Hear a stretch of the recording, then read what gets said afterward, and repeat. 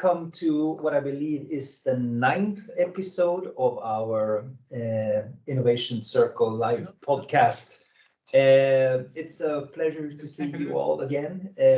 We have cold weather here in Geneva. Hope it is warmer where you are. But today we are going to start completing the picture that we are sort of painting on transformative innovation. I tend to like to see myself as we're building kind of a big jigsaw puzzle that sooner or later, by putting different pieces and different dimensions on topic, we will slowly try to understand or get to a higher level of understanding of what we're really talking about. So today we are going to turn attention to entrepreneurship and even social entrepreneurship.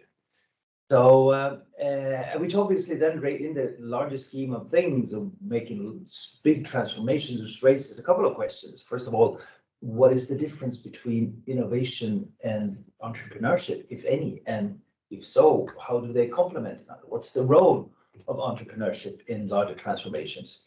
The other side, which then comes to sort of the painting of the picture and the new angle, is again, the interesting thing here is that we're talking of yet another instrument of how to create or incentivize the surrounding ecosystem, the demand side, if you will. There is someone who is going to have to do the things here, and the role of the entrepreneur is obviously critical in having the innovations, the technology or whatever it is, actually starts creating these links and spillovers that we're talking about. Then there is also the aspect of social here that I'm particularly curious about myself. The social entrepreneur, who is that? And what is the role of the social entrepreneur in the larger schemes of transformative innovation? So for that reason, I have the pleasure of having Immanuela directing or moderating this conversation with Maja Andjelkovic. And I will just let Immanuela loose, because that is probably the best way of doing it. Thank you very much, Mikael, and welcome to everyone in the room, but also online. It's a pleasure to see you all again. And yeah, just latching on to what Mikael said, it's a pleasure to be moderating today's session on social entrepreneurship, an important aspect to consider when we're talking about transformative innovation. So yeah, many thanks to Maja Andjelkovic, who is a team leader for innovation and entrepreneurship at the World Bank. And as we understand, based in Washington, D.C. So welcome, Maja. Thank you for having me. Excellent. So we were just already, as Mikael already started alluding to, maybe we can get started with the conversation and take a few minutes to better understand how we define social entrepreneurship and what sort of elements this entails. So my first question to you, Maja, what you understand as entrepreneurship, or you and your colleagues understand as entrepreneurship, and what specifically is the difference between innovation and entrepreneurship, and how do they link to each other? Oh, a lot to unpack there. So in my mind, entrepreneurs are individuals who mobilize resources for change. And so I think often you hear entrepreneurs being defined as agents of change. And I think unpacking that word agent is where really the true definition is. So someone who has a vision and can also mobilize resources and kind of lead others into a future, if you will. And so those of you who may have studied entrepreneurship, I think will recognize some of the original definitions in those by some of the fathers of entrepreneurship theory and innovation theory. And innovation, on the other hand, I think in the more modern interpretation, I think it's the entire chain from moving from very basic research through R&D, commercialization, and market entry. So it's a longer process, requires a lot more people. And I think it actually requires types of entrepreneurs along the way. So it's not like one entrepreneur takes a new process or product or methodology from 0 to 100, but rather it's a chain of different entrepreneurs all working together. So I think that challenges us to think about who really is an entrepreneur. And I would love to hear also from the audience, whether they feel like themselves have been in entrepreneurial shoes, whether they are intrapreneurs inside a large organization, or they've had to kind of brave the wild and be a more traditional entrepreneur, putting together a company. And then, of course, social entrepreneurship plays into that. But I would challenge, whether social entrepreneurship is its own category or just kind of a normative assumption by whoever is talking about it. Sorry to take the theoretical lens, but I would love to hear more from the audience about some examples of what they think about and how they understand what the word entrepreneur means.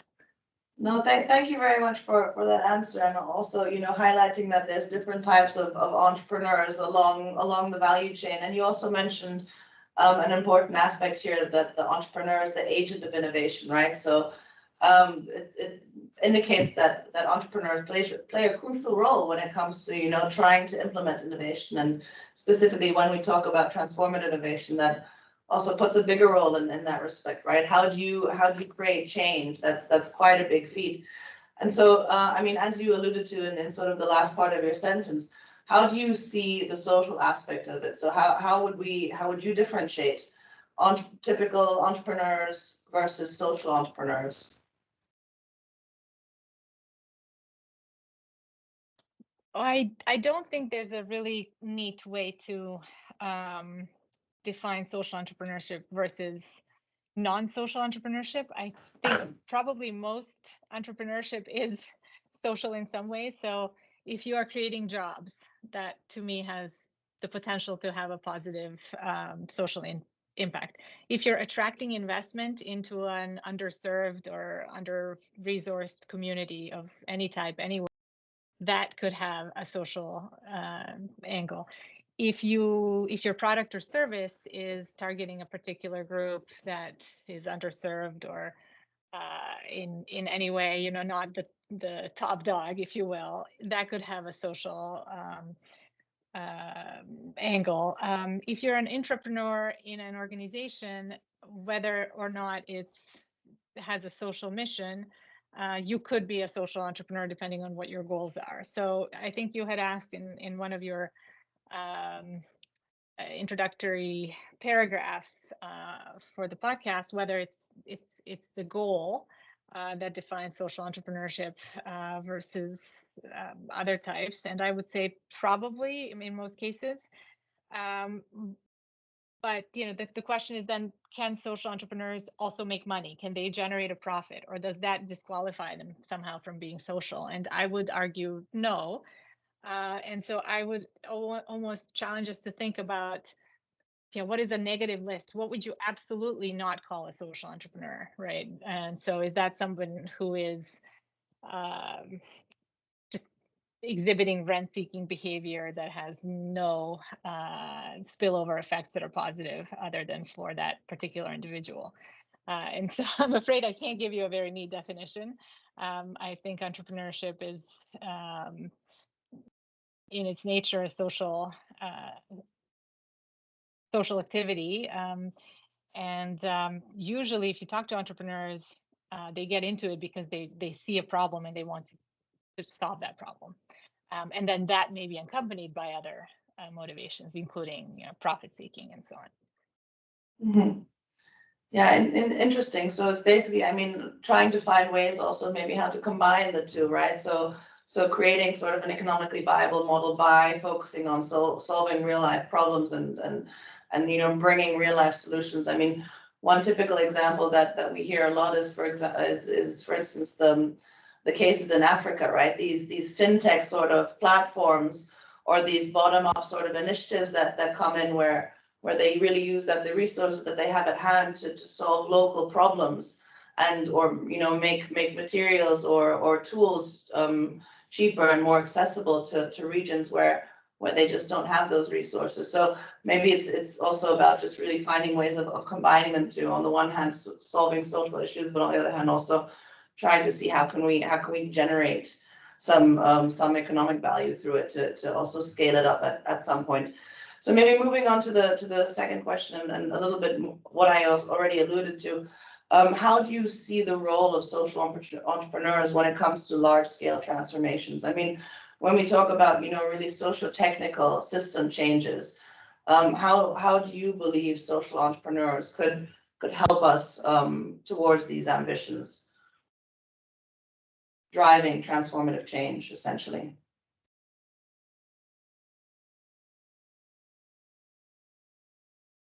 I think you're on mute, Maja. Sorry. Sorry, thank you. Sure, just maybe a quick note on Africa, since you brought it up. I think many African countries and societies have a very deep tradition of entrepreneurship, and are actually quite well set up for growth entrepreneurship, which sometimes we focus on. And they also have a very deep tradition of social entrepreneurship, from financing to other realms. So mobile money, for example, as you probably know, was first to roll out and be really adopted in Africa. I think in many countries where we were already had incumbents that were not mobile, there was a much later adoption. So certainly I think there's a dynamism there that we could learn a lot from in Europe and Central Asia and all regions. Fundamentally in terms of supporting the entrepreneurial instinct. Yeah, I think on your second question, I really think entrepreneurs are the only thing that leads us to lasting change, in part because incumbents don't really have the incentives to radically change. And sometimes, even if they have the incentive, it's very difficult to build consensus around the table. And one of my favorite examples for this is the case of Research in Motion, which produced the BlackBerry and later renamed itself BlackBerry, and they happen to be Canadian, which I am also, and so we've had some touch points in the past. But if you think back to, I think it was around 2010, 2011, it was obvious that the entire mobile ecosystem was moving to apps and moving to operating systems that allowed this apps ecosystem to flourish. And for whatever reason, neither BlackBerry nor Nokia actually were able to monetize on that opportunity, right? Somewhere in the boardrooms of those companies, decisions were made that did not allow those companies to take advantage of the market changes. So here, if we're talking about, for example, climate change, you may have very well-meaning individuals and teams that would like to change their companies into, whether it's a net zero company or a producer of alternative fuels, but there's just so much path dependence and also particular types of thinking that it can be very difficult to steer the ship around. And so I think, fortunately or unfortunately, entrepreneurs are in a much better position to take advantage of changing market conditions. Mm-hmm. Yeah, so they're also, as I understand, they're also really good at identifying really where the demand is, right? So the awareness of sort of social and environmental issues that need to be solved, but also have the potential of really scaling up their initiatives, right? Usually they go into these kind of initiatives in order to have a larger impact. And also another, I think, interesting part of social entrepreneurship is that they bring a lot of parties together and really try to foster collaboration on certain initiatives, because I mean, usually the challenges that they aim to address, I mean, it concerns a lot of different stakeholders and parties. So yeah, it's interesting to hear that, that indeed we will need the social entrepreneurs if we really want to tackle these challenges that we face, but also initiate the transformative change that we hope will happen. It's also, I think, a lot about, because when we talk about the entrepreneurs, it's a lot about the experimentation that they do, right? So we don't know where we're heading. We don't know what solutions will be the best to our challenges, but at least the social entrepreneurs, they have a way of experimenting, trying out, testing, prototyping, and again, leading up to the scale up, finding the most viable and most accepted solution to the problem. So yeah, maybe if we move on to the next question, I have quite a few, and I'm already seeing that we're speeding fast in time. So what would you consider the determining factors to enable social entrepreneurship for transformative change? So how do we prepare, but also include, as we call the receiver end, when it comes to transformation? I think ensuring that resources are available to entrepreneurs is at the heart of it. And I think depending on where you are in the world, I think competition policy is one way to ensure that resources are available to a more broad set of actors. So having a competitive market in social ideas or for-profit ideas, or all of them, I think for me it overlaps quite a bit. But I think good competition policy is key. And then of course, all the other things, accessible education, being networked globally, so not being isolated. All of that, I think, is a way to get to the resources. So not concentrating resources in a way that prevents entrepreneurs with good ideas from accessing. That said, once you have a competitive environment, then you will get some people who turn out to be better at putting resources together and growing faster. And I think it's also important to support them and to support that growth and not kind of cut them down back to kind of the average. And I think that can sometimes happen through well-meaning policy as well. Mm-hmm.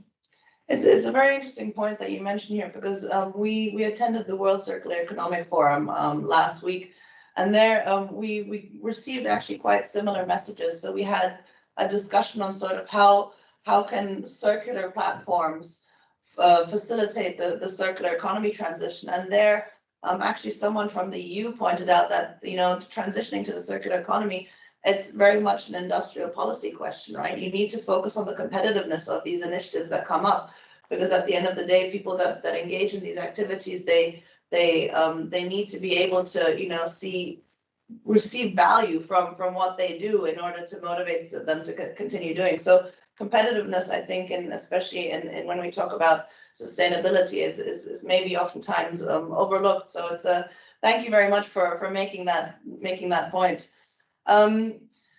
Yeah, so do you see any kind of similarities or differences in the understanding of social entrepreneurship between developed and developing economies? Now, we already talked a little bit about Africa, but as I understand, you've worked a lot with many of our program countries, so Eastern Europe and Central Asia.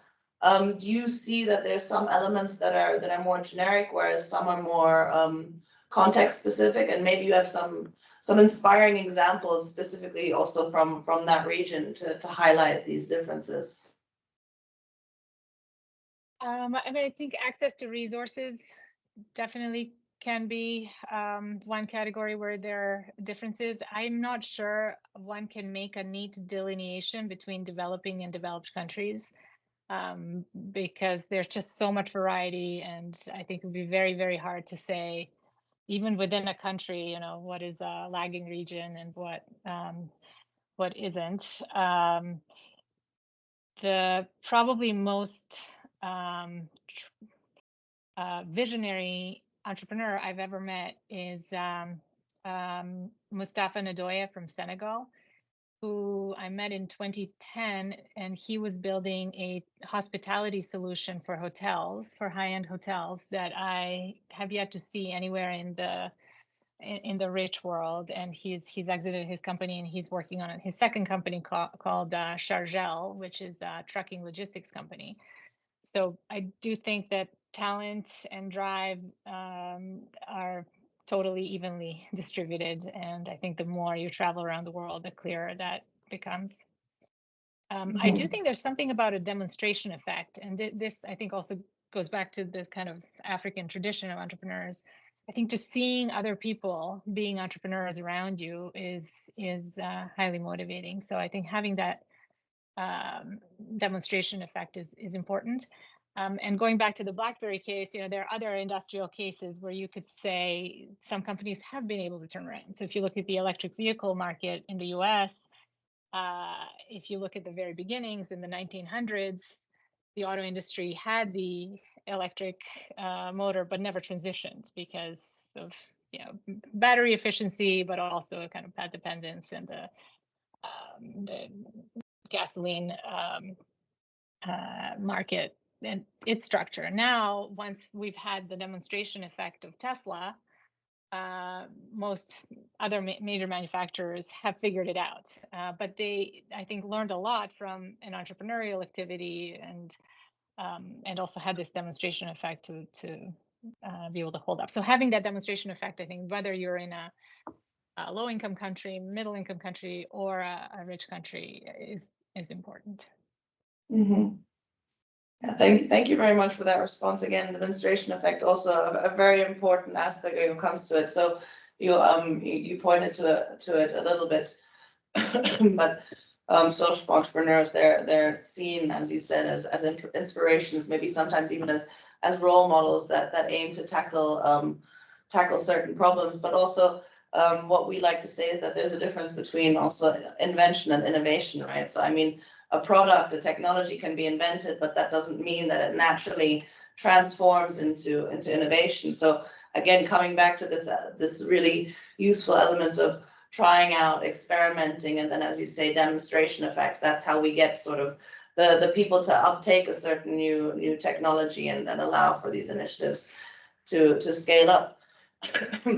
So you already mentioned, I mean, access to resources, as I understand, is one of the biggest challenges that social entrepreneurs face. But maybe are there any other challenges or constraints that you see that social entrepreneurs can run into when building their initiatives? I think it really depends on what kind of business or what kind of initiative they're trying to construct. I think there are probably biases towards social entrepreneurs the same way there are biases towards primarily profit-seeking entrepreneurs. And so social entrepreneurship in particular, I think, conjures up kind of the do-gooder images of a do-gooder profile. And so they could be dismissed as naive, as irrelevant, as dreamers with unrealistic expectations. I think that's probably one that is hard to overcome. But I'm not sure that it's that different from other types of barriers that regular quote unquote entrepreneurs face, who also may be stereotyped as only profit seeking or perhaps misfits of society and so on. Maybe another interesting kind of biases, challenge. Yeah, sorry.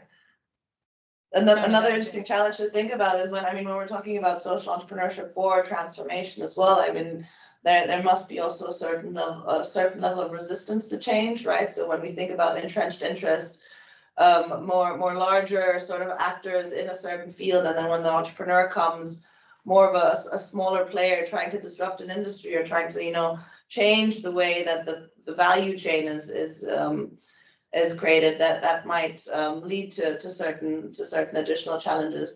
And then another aspect. Yeah, I think that's the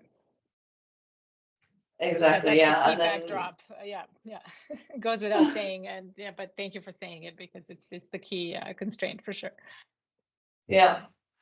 Okay, great. So now thinking about sort of what the characteristics of social entrepreneurs are, and also what challenges they face. What do you think policymakers could do to support more social entrepreneurship? I mean, obviously they cannot go about this alone, but are there certain sort of tips and tricks that policymakers could at least be aware of when wanting to facilitate the growth of social entrepreneurship? Oof, that's a tough one. I think it's just such a broad topic, right? So I think in terms of policy interventions, it's always very important to know what the goal is. So sometimes we see policymakers in one country see a successful program in another country and say, that's what we want. And so our advice is normally to say, okay, but why that versus something else? And what is it that you actually want as an outcome? And how can we help you then go back to the drawing board and see this great example as possibly one tool, or, adapt to your. So I really think it's hard to advise on this topic without having a very specific goal in mind, and a case. I think, again, it goes back to availability of resources, networking, competition policy, which speaks to your previous point about entrenched interests and change and so on. So I think it's a tough one for me to answer very directly. Maybe if I could just add some personal reflections on that as well, because I think when it comes to social entrepreneurship, another interesting factor is how to measure the impact, right? Because when we're talking about social entrepreneurship, it has an impact on not only sort of the profit side, but how do you measure the impact of that it can have in other areas and fields, and then also with that being able to attract resources and sort of be able to scale up these kind of things. So I don't know if you have any experience in terms of measuring impact or measuring performance when it comes to social entrepreneurship. Yeah, so I think thank you. That I think goes back to my point about goals. So I think when we set up indicators through which we measure results, they should be very directly connected to the goals. And I think the other thing to keep in mind is not having too many of them. So thinking about, okay, what are proxy indicators that can give us a sense of whether we're moving toward this goal or not? Otherwise, if you're giving a grant to a social entrepreneur, for example, and you have a results framework that's very detailed and not necessarily in line with the goals, you're actually incentivize them to just tick off those boxes and fulfill the indicators, and that kind of defeats the point. So I think leaving flexibility and making sure that whatever data you're collecting is directly related to the goals, but not too prescriptive, is important. But yeah, certainly keeping track of how things are going is the only way you can improve. And yeah, collecting this data as kind of information as opposed to failure versus success metric. More of a learning experience, right? Rather than absolutely. Yeah, thank you so much. I'd like to take this opportunity to open the floor also to colleagues here in the room and online. Please go ahead and raise your hand, and please feel free to ask Maja some additional follow-up questions. So we see Oscar has raised his hand virtually and is here present. So please go ahead, Oscar. Maybe someone else like in the audience is there, but if not, then let's jump in.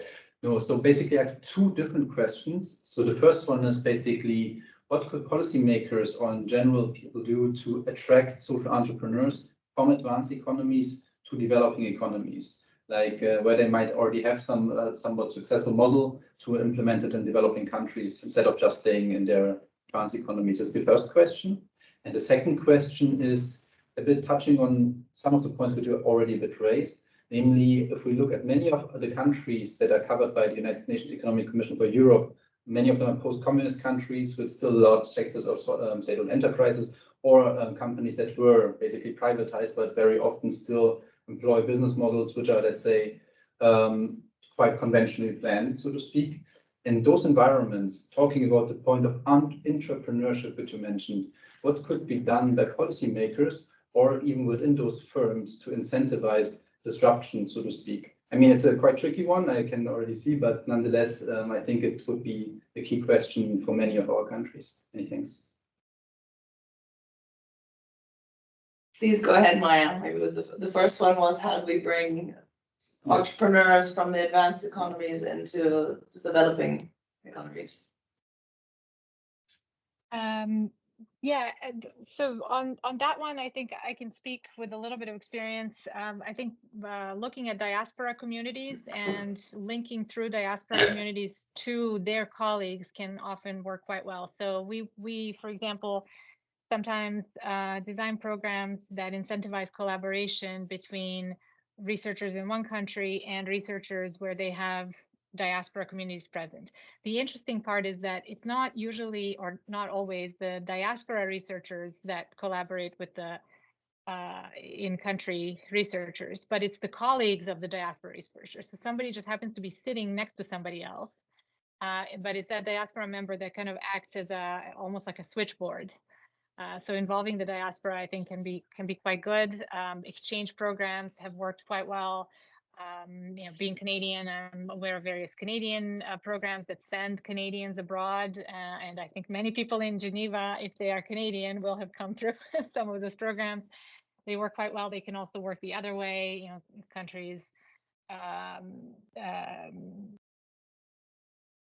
Yeah, I think it can work in any direction, but exchanges and incentivizing collaboration between across borders, I think can be quite helpful. On the SOEs question, I would certainly defer to my colleagues who work with SOEs. I do not.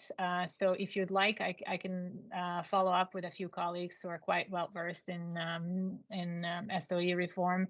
I'm sure there are some inspiring examples, and I would love to hear them as well. But unfortunately, I don't have them. Thank you, Maja. Also, maybe a quick comment from my side on the response you provided, because I mean we also work with countries like Armenia and Moldova, and there, I mean looking at Armenia and the size of its diaspora, right? It shows great potential for sort of spurring not only investment into the countries, but also sort of a little bit more entrepreneurship, because we see the diaspora that exists around the world, many of which are seated in Silicon Valley, right? They're doing a lot. So there, the country really has the opportunity to tap into these resources and to these skills and the knowledge base. Exactly. So thank you very much for that answer. I would welcome anyone else from the floor or in the room. If you have any questions to Maja. Len, please go ahead. Thanks, Immanuela. And thank you, Maja. A very interesting conversation. Social entrepreneurship isn't an area that I'm that familiar with, so excuse the question might be a little bit stupid. I hope it's not. I'm interested in how social entrepreneurs deal with power. And I've picked up a couple of snippets here and there through the conversation in terms of they can act as conveners. They're very good at spotting demand and opportunities there. But are there any other tricks of the trade that you've come across that a good social entrepreneur would have in dealing with a power structure that doesn't necessarily allow them to do what they think what they want to do, pretty much?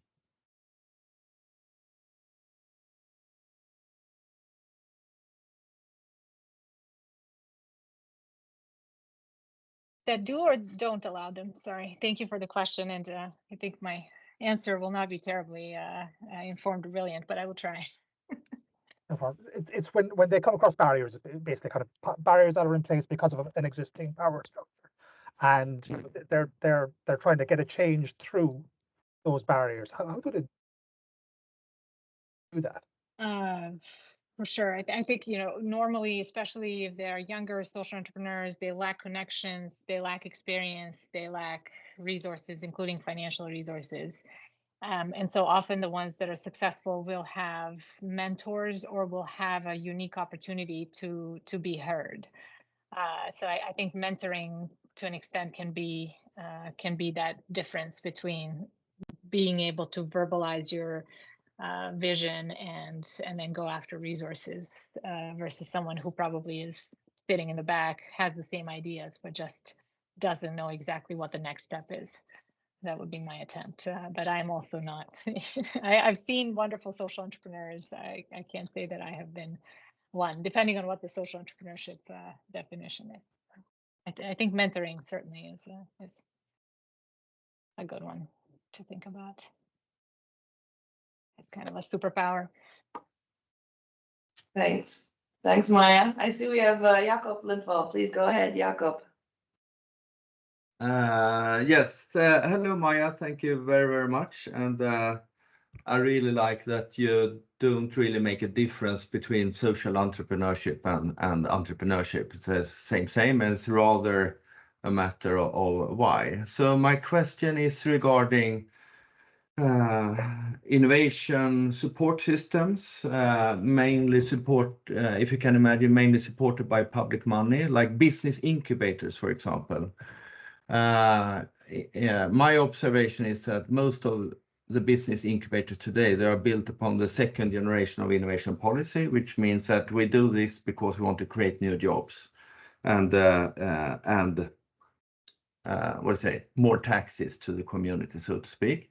And in third generation innovation policy, we also see that now we have a clear direction. We have the sustainable goals and we want to transform our society. And you said that it's important to find out why. So my question to you is, can you see a trend when it comes, for example, publicly funded business incubation schemes, that they introduce new objectives to the incubation scheme? And do you see that they also introduce new metrics? So they follow up the startups on different metrics than traditional. So can you see any trends? Have you heard any discussion regarding it? Because I imagine it must happen as we speak. Thank you very much for the question and for being here. It's definitely a very interesting one. I fear that my answer will be between the first and second generation versus second and third, but I will try. I think one of the lessons that probably we have learned is that business incubators can be extremely effective, but can easily fall into the real estate business trap. So setting up an incubator where the incubator management team is incentivized by whether the space is rented out versus how the companies are doing and whether they're moving through the incubator and either growing or failing and going back to the drawing board and so on. So I think one lesson is certainly to try to set up the incentives for the management team of the incubator that do not have much to do with real estate revenues. Of course, you need to cover your costs. You have to have a business model for the incubator, but that cannot be, especially if it's publicly funded, that cannot be a measure of success unless you want to have a successful real estate operation, in which case, which is maybe valid on its own.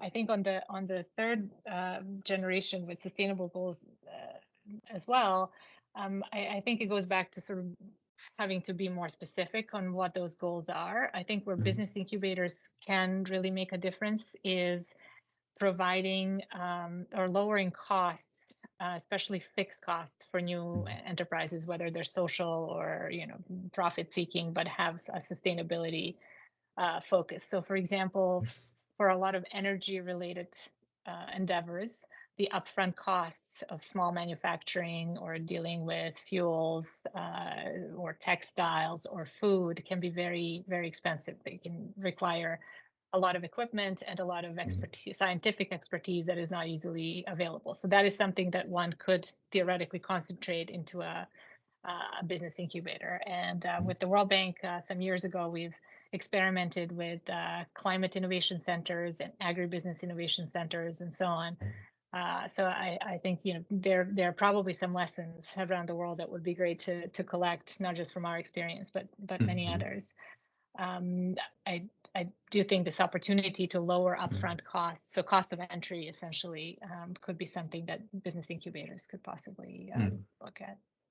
Yeah, and I don't know. What do you think? In my opinion, I've seen loads of incubators, especially in Europe, and most you can say business incubators are some kind of soft money.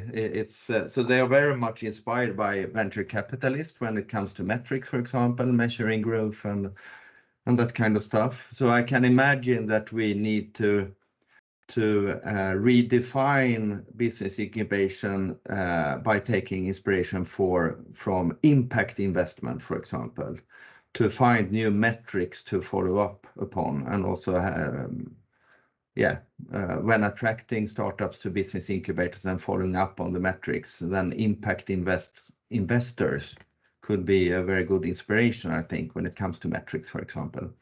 But I think we have a job to do here, because most of the business incubators I've seen so far is based upon traditional metrics. Yeah, definitely. Thanks a lot, Jacob, for the question, and also Maja to you for the response. I also see that we have actually an entrepreneur in the room. Our ETSIN member Stephanie Engelhardt is here. Stephanie, I don't know if you're with us. I can't see you at the moment, but maybe if you have any reflections on these topics as someone we're talking about. Hi. I had my kids in the room, so I was a little bit distracted now. So I'm not quite aware of the question. Sorry. No worries, Maja. It was just a more general question because I mean, you are an entrepreneur, so I just wanted to know what resonated with you in our conversation. Maybe you have some comments or some ideas what we might have overlooked in our discussion thus far.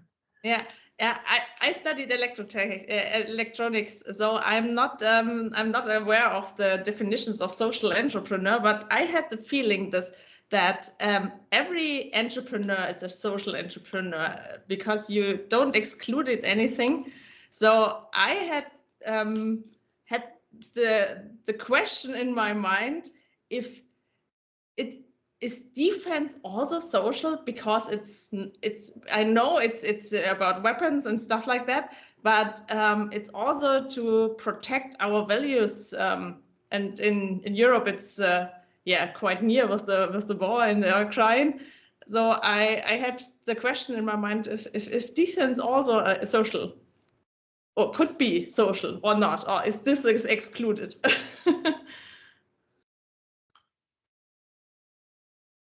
Maja, your thoughts on this? I mean, you started us off with what is not social entrepreneurship. So did Stephanie maybe hit the spot here, or what do you think?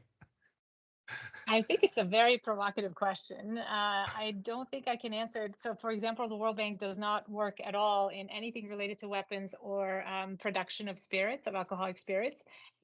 Is production of alcoholic spirits a social entrepreneurship example? One could argue either way. But I do think it's a very interesting question. The other kind of not elephant in the room, I think it's spoken about quite a bit, is if you look at the US innovation engine, if you look at the Israeli innovation engine, a lot of innovation entrepreneurship actually built on top of some of the defense spending. So I think it deserves a separate podcast, maybe. Yeah, I think exactly. I'd love to hear more about also, Sorry, I think also for social entrepreneurs there could be a dual use. So the one military guy told me the easiest thing who have a dual use is a pencil. So every stuff could be used in a different way. So yeah, I think maybe there is no fixed border for. Yeah. I think for public policymakers, it's also about just managing risk and recognizing what risks you can manage and what risks are kind of beyond your reach. And so I think that's sometimes where you have to draw a line if you're in some of our shoes. But as kind of a societal question, I think it's a really interesting one. And I'd love to hear more about your business. I'm just going to maybe follow off with you separately. Thank you very much, Stephanie, for this thought-provoking question, and I think it'll leave at least all of us with some food for thought after this. And as you say, Maja, maybe prompt another podcast episode. But I'd like to hand over to Mikael with another question. Yeah, no, I thought it was an excellent question, Stephanie. I thought it was great, and let me back up a bit. I worked as a science counselor in Brazil for 8 years, where the whole business was at the time was when the Saab, the Swedish defense maker, sold 36 airplanes, fighter jets to Brazil. And that's still going. That was a $5 billion US endeavor. And it was built around the co-creation or the co-construction, co-creation, if you will, development of a new generation of the same plane. And around that, we built a whole strategic partnership. And it's also we all know that innovation is very much based on, and the defense industry has been very much a model for that. But the whole point was use this aircraft business, this defense project, as leverage into what was a strategic partnership. But the whole thing was to get sort of social benefits and actually spur entrepreneurship in other areas. So it's a really, really interesting question you raised, Stephanie. And that brings me back to a comment that I had on this. When we're thinking about innovation, I mean, what we started off on, what is entrepreneurship versus innovation? But the fact that if you go back to Schumpeter, he puts the entrepreneur in the center of it all. The inventor makes the technology, provides the technology, and the entrepreneur is supposed to bring that out to the laboratory where it is to general use. So the entrepreneur is actually the central piece in this whole process, or the central actor, which then makes me now thinking out loud as we started off then, okay, so what is innovation for transformation then? Well, and we have discussed in the earlier podcast that it's about making society sort of more receptive of and agile and susceptible to receiving these new innovations, whatever they are, or sort of technologies and services, and make the spillovers. So we're coming further and further away from technology itself, but rather than having, for example, not beyond the sector use, it should be applied somewhere else. Let's take drones, military again. It's used in agriculture, precision agriculture. Who would have thought 30 years ago? You know, space being on par with agriculture, and God knows where it's in 30 years. So, and someone out there did it, and that was truly transformative. So my question here, perhaps, or a reflection, better said, we can mull about it, is that to what extent is the role of the entrepreneur actually increasing, and as we now expect innovations to provide transformations? And if so, what are the additional qualities that we have to sort of trigger with that entrepreneur when they go further and further away? Are there any? I mean, we can think about it.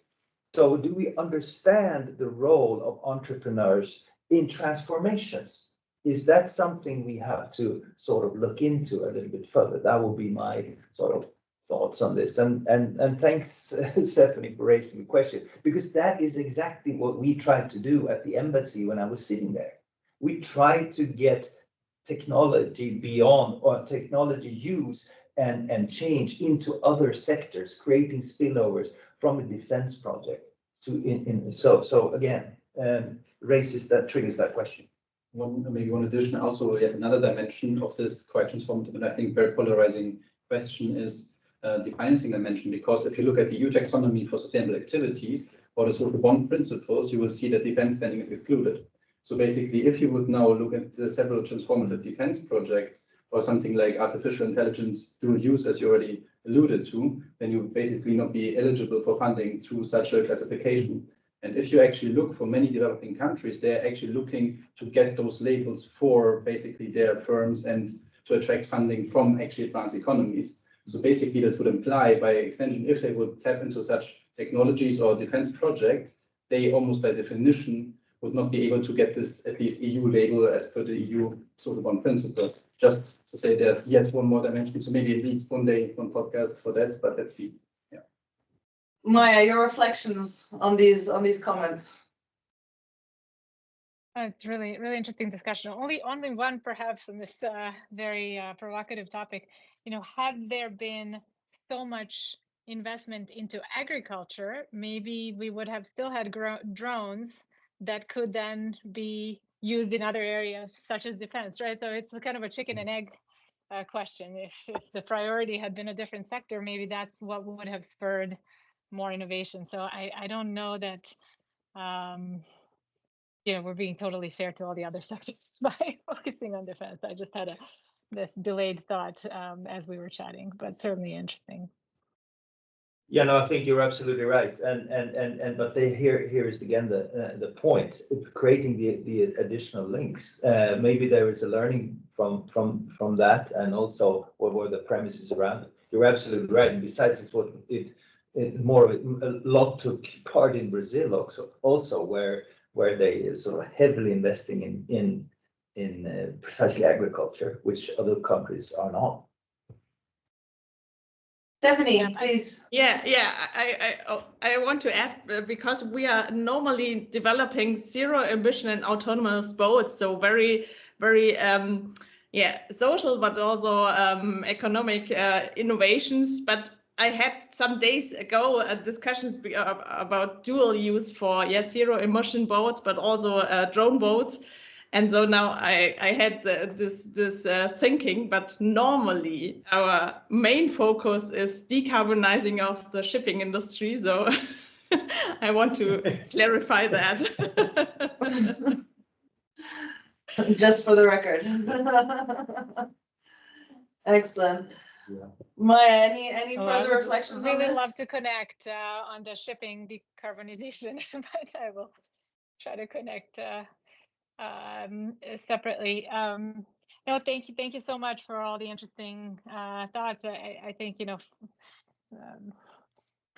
not to use a Hollywood trope too seriously, but I think follow the money is one way to figure out where the innovations will come from. I hope that for this transition to a more sustainable world, we'll actually be directly investing into it versus having to wait for the spillovers from other areas. So maybe I'll leave you with that. Mm-hmm. Excellent. No, this was a great conversation. Thank you very much for your insightful responses, Maja, and also to those participating in the room and online for all the insightful questions. And Stephanie, also for your provoking question.